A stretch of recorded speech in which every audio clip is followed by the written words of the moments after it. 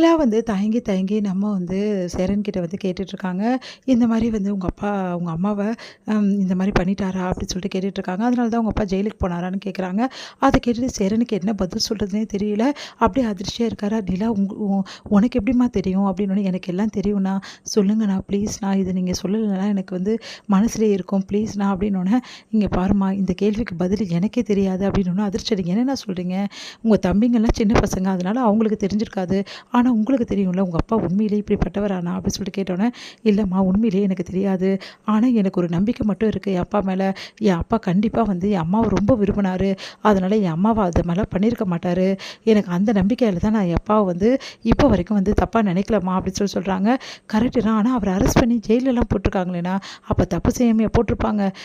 தெரியலம்மா எனக்கு அத பத்தி. ஆனா எனக்கு தெரிஞ்சு என் அம்மாக்கு என் அப்பாவால எந்த கெடுதலும் வந்திருக்க வாய்ப்பில்ல. ஏன்னா என் அம்மாவ ரொம்ப ரொம்ப நேசிப்பாரு எங்க அப்பா. எப்பவுமே எங்ககிட்ட சொல்லிக்கிட்டே இருப்பாரு. என் அம்மா குழம்பு வச்சா இப்படி இருக்கும். என் அம்மா இப்படி கவனிச்சுப்பாங்க, அப்படி கவனிச்சுப்பாங்கன்னு சொல்லிட்டு இருப்பாரு. அப்படிப்பட்ட மனுஷன் எப்படிம்மா என் அம்மாவ இந்த மாரி பண்ணியிருக்க முடியும்?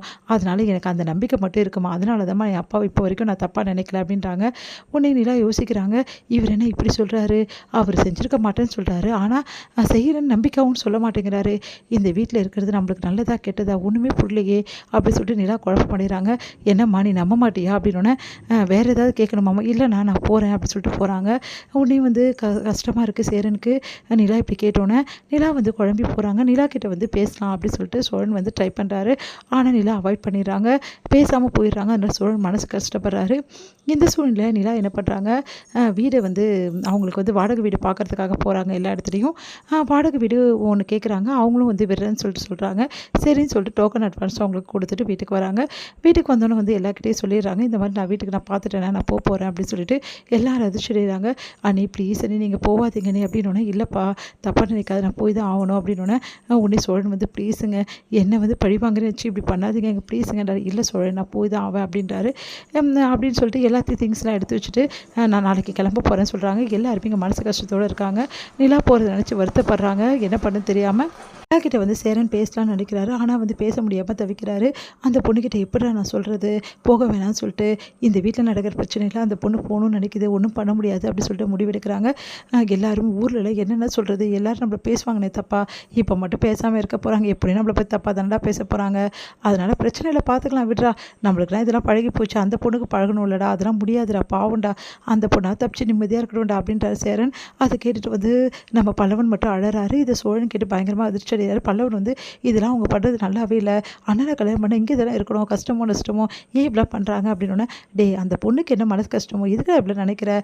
ஆமா, இவன் பண்ற அட்டூழியத்துல பின்ன அந்த பொண்ணு அவங்க எப்படி இங்க இருப்பாங்க?" அப்படின்னு சொல்லிட்டு சொல்லிட்டு இருக்காரு பாண்டியன். அடுத்து இங்கேருந்து என்ன பண்றாங்க, சரின்னு சொல்லிட்டு எல்லாருமே என்ன பண்ண தெரியாம தவிச்சிட்டு இருக்காங்க. இந்த சூழ்நிலையில, "என்னடா எல்லாம் சோகமா இருக்கீங்க?" அப்படின்னு சொல்லிட்டு நடேசன் வராரு.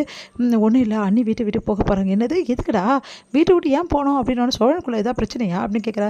"அதெல்லாம் இல்ல, உங்கள பத்தி எல்லா விஷயமும் அன்னைக்கு தெரிஞ்சிச்சு. அதான் வீட்டை விட்டு போறாங்க." "என்னை பத்தி என்ன தெரியுது?" "நீங்க பண்ணி வச்ச வேலை தான் எல்லாம் தெரியுது" அப்படின்னு சொல்லிட்டு சொல்றாங்க. அதை கேட்டு நடேசன் அந்த பொண்ணு எங்கடா இருக்கா அப்படின்னு சொல்லிட்டு போறாரு. "ஏம்மா, என்னால தான் நீ வீட்டை விட்டு போறியா?" அப்படின்னோன அதிர்ச்சி அவங்க பாட்டுன்னு ட்ரெஸ் எல்லாம் அடுக்கிட்டு இருக்காங்க. "ஏம்மா, நான் கேட்டது பதில் சொல்றியா இல்லையா? என்னால தான் போறியாம்மா?" அப்படின்னு சொல்லிட்டு கேட்குறேன். "சொல்ல விரும்புறேன்றாங்க." "நீ சொல்லி தாம்மா ஆகணும்." "ஆமாங்க, உங்களால தான் போறேன், போதுமா?" அப்படின்றாங்க.